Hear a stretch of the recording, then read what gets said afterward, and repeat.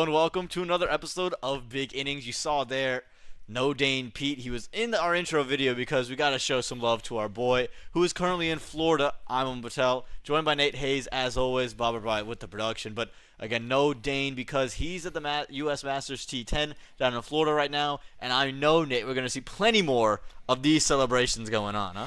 Yeah, we like that celebration. I got to ask him I've been meaning to ask him exactly what that's about. We've been around him a couple of times. We just never got around to it. We're always in the moment with the guy. You know what I mean? We're not talking about yesterday, talking about the moment. But yeah, what a fun time it was with him. And yes, you were down in Texas recently. Yeah, I was, and Nate, I was just about to say, we haven't done a show in quite some time, but it doesn't feel like we haven't missed each other because we've been doing comms every weekend. One place I didn't get to go with you, though, was Houston. I think you were more than happy, though, to get out of that Texas heat. But in Houston, down in Pearland, we had the Women's Nationals, U.S. Women's Nationals at Musa Stadium. We saw a lot of really good performances all around the West. They won the competition, but more importantly than the West winning, we had 4 teams this year instead of 2. But you also count on the flip side. The Nationals kind of taking place of the regional competition, nothing between the interregionals and the Nationals this year, but still good performances all around. I thought a really good step for women's cricket in the United States. Yeah, and there was some talk about a lot of the bigger names being left out. Not a lot, but enough to notice being left out. I think that's just probably the byproduct of several different things put together.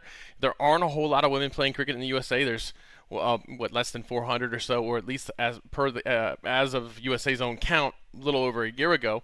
Hopefully there's been a lot more since then.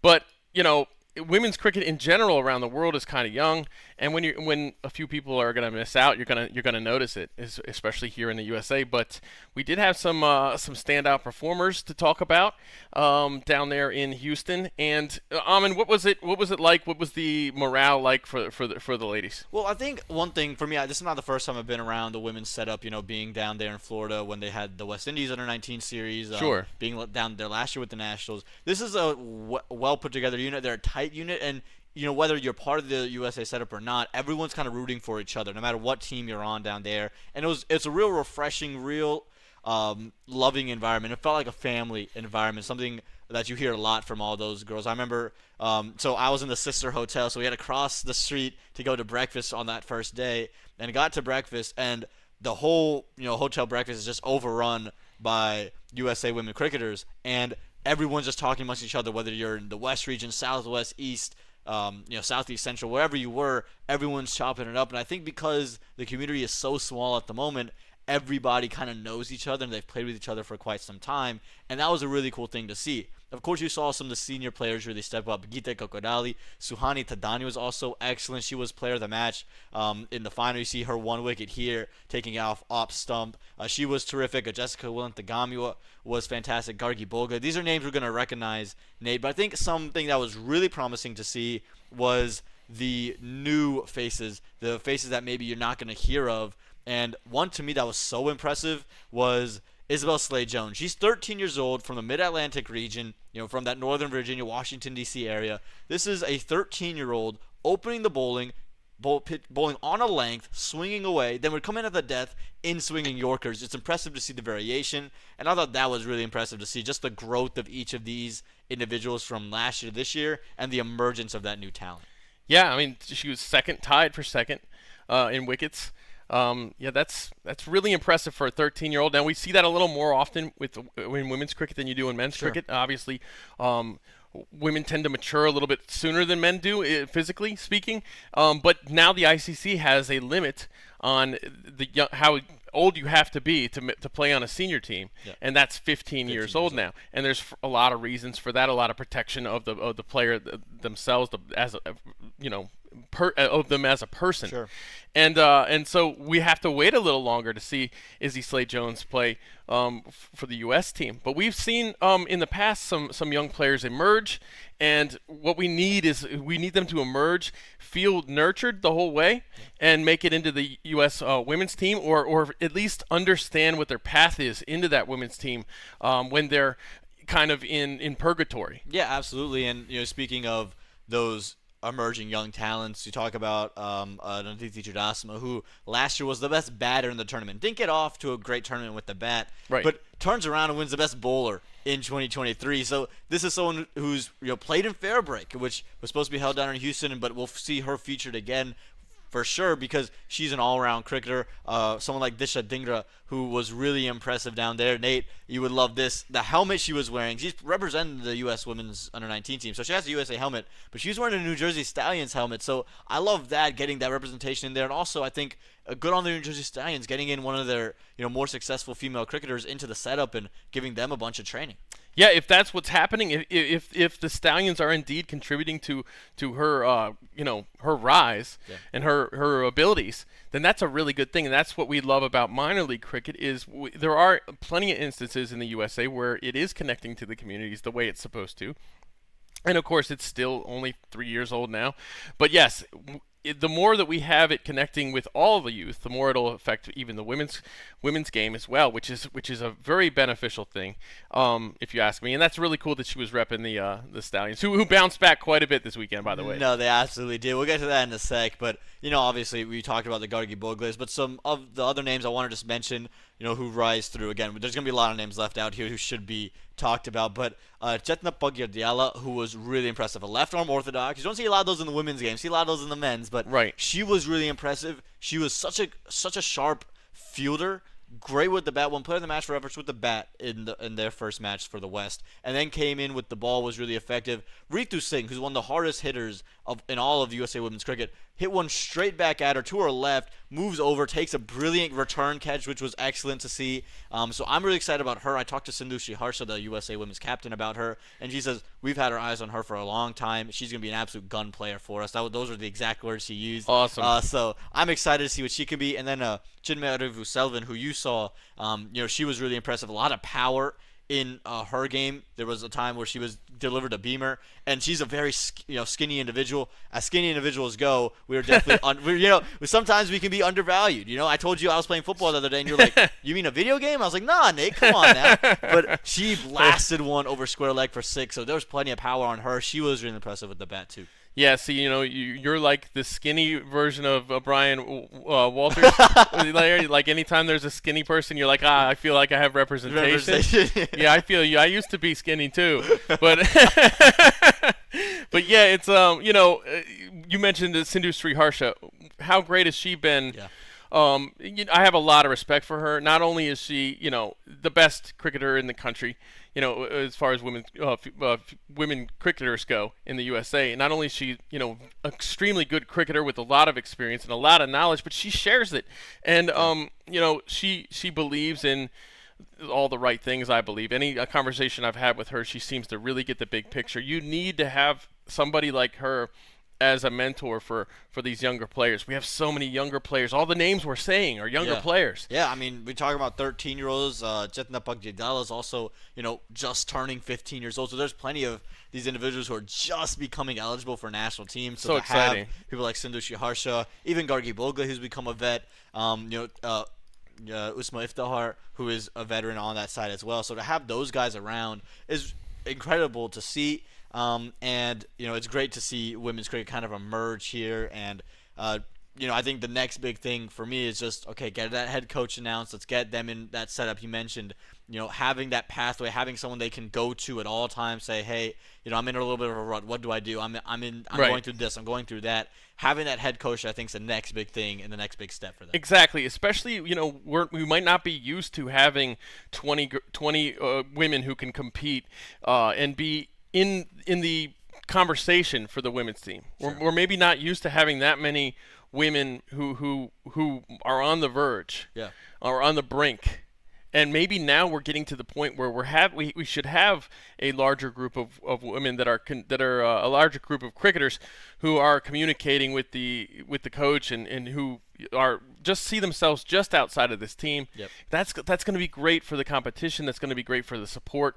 All these are things that we have to work towards. Now, a couple of things that worried me about this tournament, and the wicket maybe wasn't too favorable for this. Sure. But there were only 10 sixes hit in the entire thing. Yeah.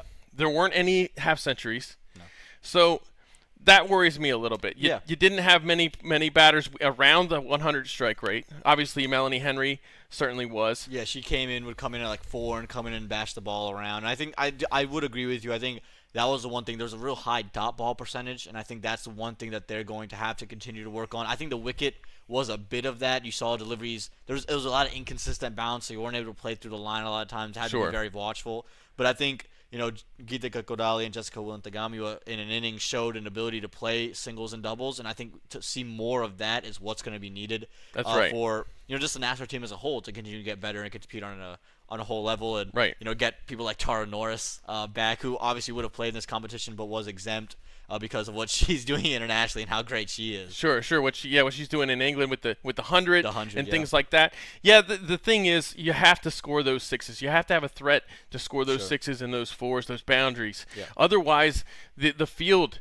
you're not going to get those singles and ones and twos very easily because the field's just going to collapse on you. And so you have to be able to rotate strike, and helping rotate strike is going to be the boundaries. Yeah. That's going to help you do that. No, absolutely. And so, before we move on for the Women's Nationals, I want to give a huge shout out to Julie Abbott, Nadia Gruni, who were putting, tireless efforts to get this thing out and available, and the volunteers that went down there. This was an event that really took everybody. And so to see all the hard work being put in, I think it shows great signs for, cricket in the USA, women's cricket in the USA, and it shows a real passion behind it. And that's always great to see. When you go down to an event, you see a lot of really hardworking people being involved in it. You almost kind of have to root for it in a way. Sure. And it was great to see that down there in Pearland. Yeah, Julie, as you mentioned, Julie Abbott has been an absolute gem for women's cricket in the USA. She's been the bedrock of it, and obviously Nadia Gurney as well.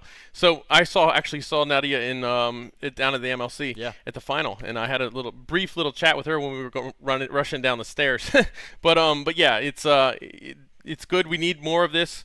And congratulations to the winners. Congratulations to the West. And speaking of USA cricket and developmental cricket, how about the USA Under-19 team who is in Canada for the World Cup qualifiers? And we've had results on either end of the spectrum, Nate. We've had the 2-run loss to Canada, which was heartbreaking. You thought, man, would you just get over that line? But then the next result, 515 runs versus Argentina to win by 440. You said you would have traded those 440 runs for 2 more runs against Canada. Well, 439. 439. Got to clarify that. You can see a couple of the youngsters on the screen there, including our very own Utkarsh Srivastava, who's featured on our minor league show, who's played around here, and hopefully will feature for the Morrisville Raptors when he gets back. Right. But at some point. Yeah. But this is a USA Under-19 team who is putting all the pieces together, a lot of really good young pieces, and they're putting out outstanding performances right now. Yeah, and the reason I selected that clip there, it's just a couple of the players chatting there, is just to give a shout out to Peter Della Penna, who has been absolutely priceless when it comes to covering this tournament. He's the reason why we know what's going on in this tournament. Sure. But that scorecard where USA scored 515 runs, yeah, obviously we would have loved to beat Canada. But if you can't beat Canada, you got to put a spanking on everybody else so that you can get that net run rate difference as you alluded to before. Yeah, that's the biggest thing here because it's a double round robin. Every country plays every country twice. So the USA will see Canada again. Canada will see the USA again, and they'll play all these teams. Now, with the way things have gone, you don't really expect USA or Canada to falter to the likes of Argentina. So it feels like these two could come back, see each other. Canada undefeated, USA with the 1 loss. Now, if the USA can hold on to that net run rate lead, it's a 1 Canada win away. Right now, the USA, it's a win-out situation, and they have qualified for the Under-19 World Cup in Sri Lanka. And with the way that Bhavya Mehta is playing, the captain Rishi Ramesh is playing, Arjun Mahesh, even Pranav Chattapaliyam up top the order has been fantastic. Utkarsh Srivastava with the ball in hand, even with the bat, scored 45 in that 515 run, first inning and just off 22 deliveries. And so to get that at the end, this is a team that is finding its rhythm, finding its way, and getting performances out of all of its big contributors. And this could be a huge thing when you go see Canada in the last match of this qualifier. Right, and that's actually on Friday. So we've got that coming up in just a couple of days. So we got just 1 day in between. Tomorrow Canada plays Bermuda. So that'll be interesting to see. So yeah, USA with that massive innings. We've seen one of the things we were talking about before is the selection of the team initially. We've talked, you and I privately have talked about the team selection and whether or not they had enough big hitters Sure. in the middle to late order. Sure. To middle late. And because they really kind of picked a lot of batters at bat very similarly. Yeah. They're lacking that role. So now we've got Utkarsh, who's basically playing that role as like number 5, number 6, something like that. Yeah. Now he's a local boy. We know Utkarsh better than any of the other players. We know about what he's capable of. But because of that, they've had to adapt. And you don't always see that though. You don't always see a role player in a U19 team, and the reason is, especially here, cricket's very spread out. Yeah. These guys are all the best batter where they come from. Yeah. Their teams are gonna play them at number 3. Yeah. It's kind of like with the U.S. men's national soccer team. Sure. All these years, it's everybody goes to the MLS and they're all center midfielder. Center midfielders. Yeah. I mean, and that's what it is. Growing up in the circuit, right? You have the best player in your region. They're gonna bat 1, 2, or 3, and if they bowl, they'll probably open the bowling if they're a pacer, and they'll come first, change to their spinner. And so it takes a little bit of time to adjust to roles, and I think in the modern day game, that's the key to winning matches. And I think it's also something that even full member nations struggle with, finding roles for players, right? Everyone is kind of the best player in their area, so they kind of get that top of the order experience, batting high and batting in that kind of way. So to see someone like Utkarsh adjust very well, be more of a contributor with the ball in this tournament, it's very big. We do have some questions, though, here from PJ Goodall. Good old PJ. Well, we don't have to get into all these questions. We don't have to get into all of them. I do want to get into the tattoo, but maybe that's a conversation off the cameras, PJ. Maybe we got to come to North Carolina to get that one. But, when we talk about this under-19 team, right, and this is an under-19 team that's performing well, maybe not all the roles are checked, but they're getting in the right ways, it would be great to, Smith Patel's point, to see maybe these games live, or maybe just some sort of a live stream available. It's ridiculous that we can't. It is ridiculous that we can't. We talk on this show all the time. I made a joke before when we were talking to Peter Miller about how this is a show that bashes the ICC. I mean, obviously, I was just joking at the time, but you got to point this stuff out when it's there. It's on a tee for us to mention. We need to be able to see this. And this makes me think, okay, going back to 2021, when we had such a strong squad, U19 squad, and everybody who followed youth cricket or age group cricket in the USA leading up to that tournament, we had the nationals, the U19 nationals leading up to that, just like we did this time. And our team was strong. Everybody believed we were going to beat Canada. Yeah. And obviously that didn't have a chance to transpire because of COVID, and Canada advanced. They got the default advance because of their record over a certain period of time. I think it was a 5-year record or something going back. But yes. So yes, Smith. Great point. This is the ICC should be ashamed of themselves for not letting us watch this. But this does go to highlight how valuable Peter Della Penna is in the American cricket scene, because he's there. How many other people are going to be able to go there? Yeah, I messaged Peter actually before I went to the Women's Nationals. I said, hey, am I going to get to see you down there? Because I saw him in 2022. And he said, no, I'm actually up in Canada. And at first I was like, man, I wish Peter was down here in Pearland with me. But when I thought about it, I was like, yeah, be in Canada. Be able to show this. Because at least for the Women's Nationals, they put together some sort of a stream. Right? Yeah. It's not going to be the major league stream maybe we've grown accustomed to, or the premium streams, or the minor league streams. Yeah, major league did raise the bar about a lot of things but in the USA. At least we got to see Suhani Thadani take that wicket, right? At least we got to see, Chitna Pagadela play the way she did. Izzy Slade-Jones was on display. Yeah. Right now, I see that Utkarsh Srivastava took 4 wickets, but I didn't see him take 4 wickets, right? I saw 136 not out for Bhavya Mitra, but we didn't get to see. Excuse me, not out, but Bhavya Mitra's 136. We didn't get to see that live, but we saw it on the scorecard. So that is something that needs to be worked on, and ideally, by the next cycle, they're able to get at least some sort of stream. Maybe it doesn't have to be a full 4-camera setup, but at least a steady cam shooting it. Maybe some comms if you can. If not, that's fine. But at least just something. Got to get comms too. You got to at least start it off. Sell right? out. They got to go full sail on this, if you ask me. And we've mentioned before, how are you going to spread cricket in a nation that's got such a high standard for in a continent that's got such a high standard for sports production? It does. How are you going to sell this sport here? Yeah. And yes, okay, this is just men's U19 or whatever. We don't feel that way. But if that's your argument, okay, what's your excuse with the men's? Sure. What's your excuse with any time the men play in the Cricket World Cup League 2? Which, I've mentioned several times how disappointing that's been. Right. That needs to be a high quality of production, and that needs to be a priority, because that's how you're going to spread cricket at the international level, which is what the ICC is supposed to be worried about. Yeah. No, I agree with you in that, again, these streams need to be better. We need to get these streams on a higher level. Going into a PJ question here, he says, any thoughts on having a global qualifier for the Under-19 World Cup for the second and third best teams that don't qualify automatically from their regional qualifier? Oh, that's all the way at the top. I was like, where did he ask such a sensible question? It was early, right? It was before he got he had to listen see. to us talk for a bit, and we tortured him into some of these questions. Right. Yeah. So he here you go. He leads off with the good stuff and then just does all the goofy stuff afterwards. But no, that's a great idea. Perfect idea. Why not? But yeah, we got to get the production better. Now, we got USA versus Canada round 2 coming up. Sure.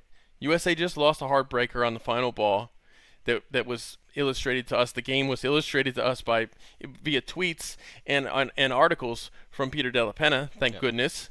Man, how big will it be if USA could beat Canada here? Oh, I mean, it'd be huge. I think, again, for all of us who have followed age group cricket here in the United States, we all felt that 2021 we would have dethroned Canada. We would have been there. We would have qualified for a World Cup. And then not get that opportunity, you almost feel robbed. It left a bad taste in your mouth. And to see this unit be as good as they are, right, and have this opportunity, right? The net run rate is still intact, even with the one loss. It's huge. It's huge. They have a net run rate of 4.2. It's not going to be overcome, probably. And Canada's at 2.2. So I don't know if you're going to make up 2 points on that net run rate table. So if you can go and just win out, and that's a tall task, right? But if you can win out and get those 2 runs against Canada, you now have this opportunity to represent your country in a World Cup, which your region, your region, and not a lot of people in this country can say that they've had the opportunity to do that and that they've done that. Yeah, very few. I think also just going back to PJ's question for a moment, I think I wouldn't mind having the second and third best teams that don't qualify. I think it's good to get more cricket, but I wouldn't want it to be the way this current qualifier is being presented. I wouldn't want there to be no stream. If there's no stream of it, I just don't think we should have it. Yeah. Because in most regards, it's going to be hard to find a place for these teams anyway. Yeah. But if you're able to present it well, I don't mind having more cricket. I'd rather them spend the money they would spend on another layer of these games. I'd rather have them spend that money on the broadcast. No, 1,000%. I would agree. So I think whatever they can do to present it well, I think that's what they should do. If they feel like they can present it well, I'd go there. But if they feel, okay, we can save that money by not having that tournament, but we're able to push the production on this, I think that's a huge win. And going back, one thing we kind of skipped over, well, we haven't had a chance to talk about it yet, was the selection of the U19 men's team. And this is a touchy topic because these are kids. These are kids. These are young kids who right. are growing and emerging and still always get better and from here. every one of them, you can't say that somebody doesn't deserve their place. Sure. I mean, we've had performances from so many of these guys. So, but the question is, like I said, a lot of guys playing in the same roles, which is going to happen, selected into the team. No natural kind of role players as far as, finishers and things like that. Which actually we were spoiled in 2021. We had those types of players. Guys like Ali Sheikh. Yeah. And maybe, Abdul said he wasn't quite in that role yet. But right, but Adi Gupta was. Of course, he was injured. Yeah. But so Adi Gupta had a chance to make the team this time. Sure. Didn't make the team. Yeah. I'm not questioning the selectors. I'm just saying let's talk about some of the guys that missed out. Sure. Rishi Pandey, for example. So obviously, what we saw selected were a lot of the guys who did the best in the Nationals. Yeah, especially from the batting perspective. Yes. Right? It was the highest run scores. Batting was definitely that. Bowling could have been. It didn't look like they exactly followed the wickets, and maybe wickets can be misleading. Sure. But with the batting, it was who scored the most runs. It felt like that was the order they You picked. look at the leaders, that's the team. Yeah. And so one of the things I think they might not have looked at was minor league production, Sure. which matters. I think minor league production is so valuable because it's against really high competition. Yeah. And on different types of ground. Some will be cement, some will be turf, some will be matting, some will be outfield's a little thicker, some will be outfield's going to run. Right. And you play with a lot of good people around you. And so Yes. it just if you can perform there, I feel like you have an opportunity to really perform at any level. Right. The Nationals was just so few games. So few games to make your selection just on that alone. Sure. And that's why I feel like they might have missed out on like a Rishi Pandey. Who the reason I bring him up is because he did play a lot on turf in minor league, and he did play against some very good bowling. The Sows had incredible bowling last year. They did. He faced Kyle Phillip in Atlanta pretty consistently. He Sure. would face the guys our bowlers like Matthew Ford, Colin Archibald. He would face those guys, and he didn't look unfazed. And when he was standing out there with Rakeem Cornwall, yes, Rakeem Cornwall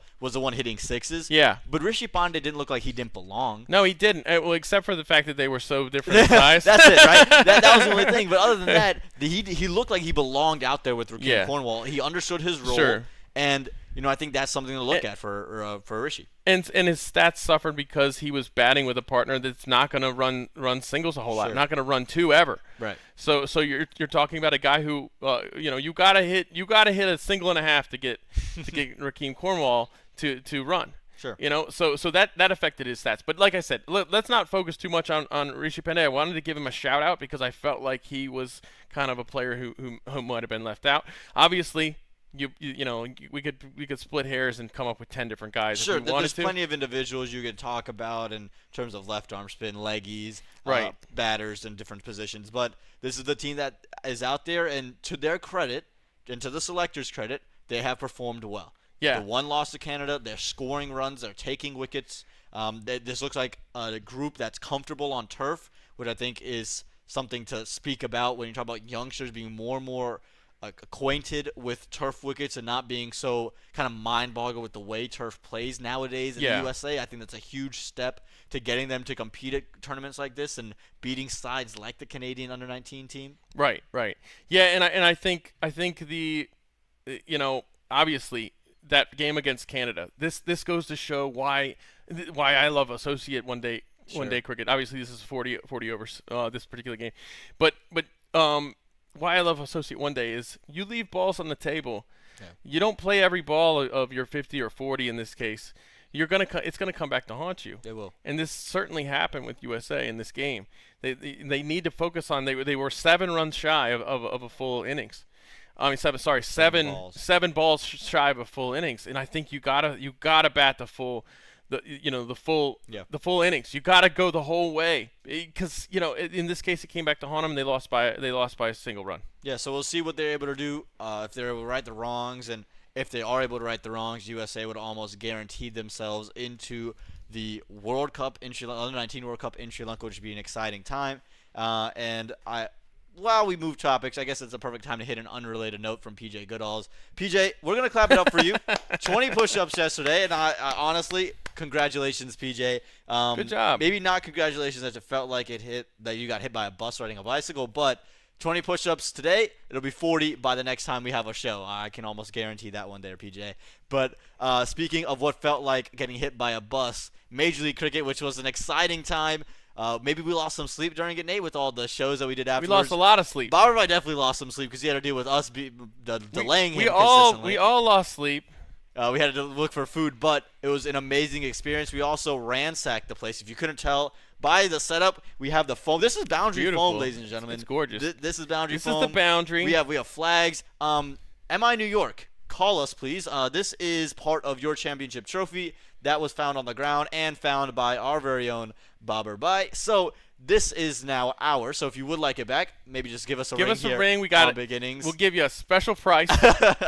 So we feel privileged to have this around for our championship banner around. So we put around our own little championship trophy here. Thank you to TCL for winning that championship in 2016 in the NYCL.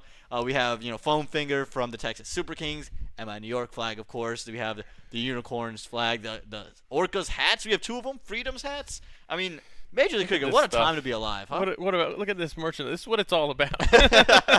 Yeah, absolutely rated it. If you want to we have a whole box of all this box. stuff. So if you want to deal, maybe we should give some of this away. We might consider it. If you leave enough likes there and subscribe, we could think about we're gonna get give it this away. stuff. Bobber's really good at this. In fact, he's sitting over there right now in an Adolphus bathrobe. His new favorite hotel with the best spots across of it. But no, in all regards, all joking aside, Major League Cricket was an absolute blast. We talked about our first show back since Major League Cricket.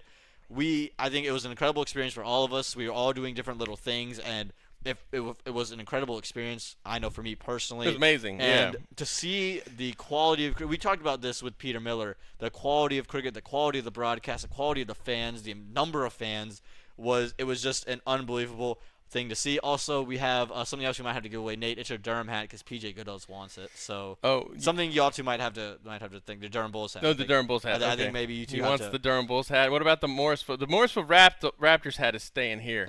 So that was too expensive to get a custom done. But again, if you guys leave enough likes, leave enough subscriptions, and enough comments, we could just think about giving away some of this Major League stuff. Yeah. We want to give a big innings thank you to Major League Cricket for having us out there. Absolutely. We really appreciate you guys. Well, we're so lucky. We're so lucky. Anyone could have been given that opportunity to do that post-game show, and we were given that opportunity. Bobber put so much work into that. Tom helped us out a lot. Tom helped us out a lot. We had so much help from so many different people. There's not enough time to list all the people that helped us out. But thanks to our guests that joined us. Yeah, absolutely. Peter Miller, Peter De La Pena. We had plenty of people on the show, and so it was great to have all of those guys. And we know that, Major League was great in year one, and we can't wait for year two and see what we can do there. But my goodness me, we also gotta give a shout out here to Steve's book, Hang the Banner. So Steve Steinberg joined us as one of the guests, and Absolutely. so did Joe Hickey. So did Joe Hickey, and those two guys were terrific to have on as well at Church Street Park. Right. Speaking of Joe Hickey, we'll turn it over to minor league cricket now because minor league cricket season's upon us, Nate, and it felt like it just never got here, and finally it got here. We were ready for it beginning of June, pushed to August. But you had an opportunity to speak to Joe Hickey, Tom Nielsen. We're going to see that on the minor league show. That's Friday, everybody, on the Major League Network, the minor league cricket show, and we'll go into detail about the league then on Friday morning when that publishes. There's Joe Hickey talking to us now. I struggled all week to find a jersey that would fit, so I finally sucked it up and ordered a Shehan Jayasuriya Orcas shirt. Nice. There you go. Nice. He wore it all weekend, Seattle versus Silicon Valley.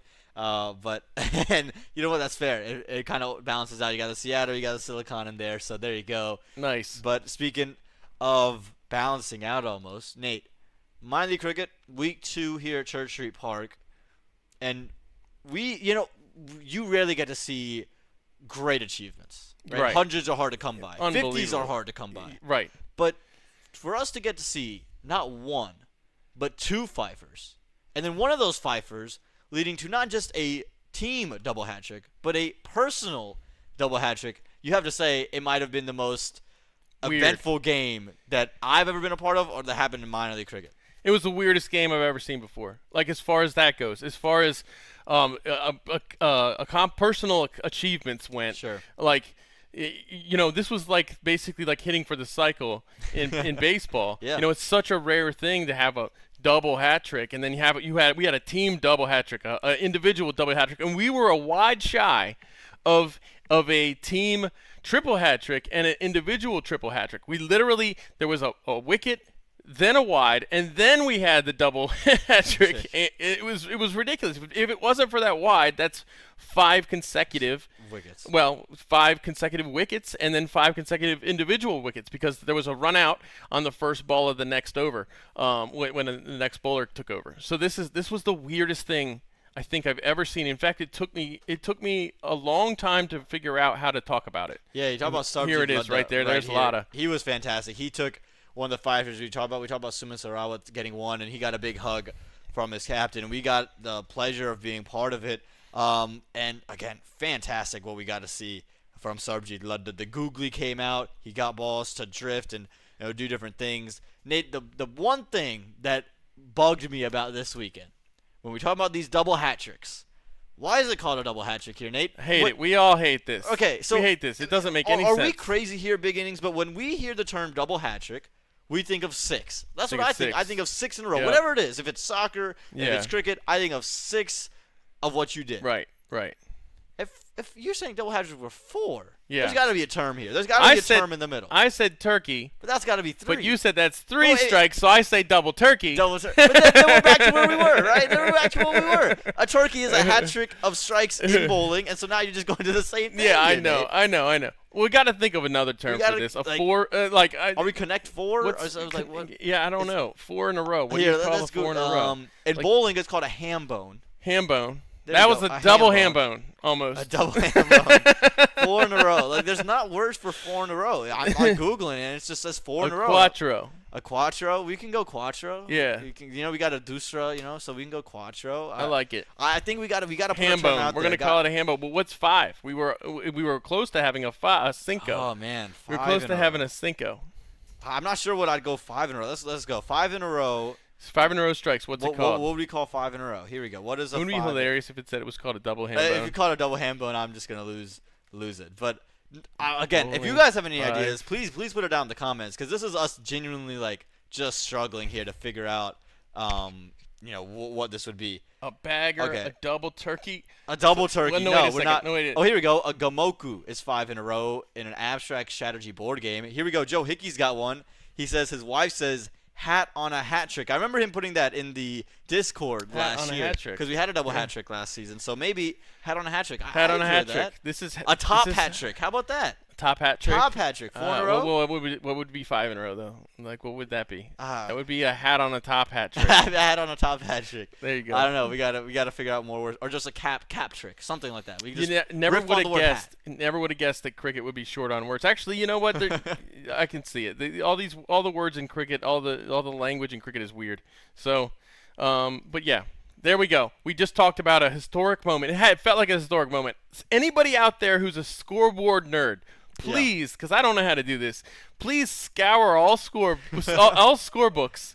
Joe, he's talking about you. Scour all scorebooks in history, and find a scorecard that's anything like this. I bet there isn't actually. Because so I think we kind of brushed over it, because we talk about the fifer with the double team hat trick and the double hat trick. There's also a fifer in the first inning. Suma Sarawat gets one of his own, and you're like, holy smokes! And also when the Ludda hat trick and the double team hat trick came out, you're sitting there saying this game's set up. Like, this game's So set up to weird. be a 5 over. Like, the last 5 overs being an incredible finish for the Orlando Galaxy, based off what Nasser Ahmed was doing. And then Ludda comes in, and they go from 2 down to 7 down in the span of like 4 balls. You're like, what is happening right now? Yeah. I think, and also something worth pointing out here is that this was the second game of the weekend between the two teams. Yep. I don't think we saw LBW the entire first game. If we did, it was maybe one. Sure. But there were LBW appeals all weekend. Yep. No. The umpires had a strict, view of what an LBW was this weekend. Sure. And then all of a sudden you get all these LBWs from Lada because nobody could put the bat on the ball. Nobody could put the bat on the ball. The sweeps would come out, missed it. Googly played it outside the line. It was just terrific, and I think you can't take anything away from Sarvjit Ludda. You had a talk with him after the game. He was ecstatic. And I mean, this is a major league bowler too. This is a major league bowler who's gotten opportunities to see Rashid Khan up close, who's gotten opportunities to work with different coaches around the world. Obviously not his first time associated with an IPL franchise. Right. This is a guy who is mastering his craft, has the best run-up for your money, I would imagine. Oh yeah, he's got the double B button at the end of his run-up. It's like when Super Mario could fly, when you finally got the Super Mario to fly and you had to double tap.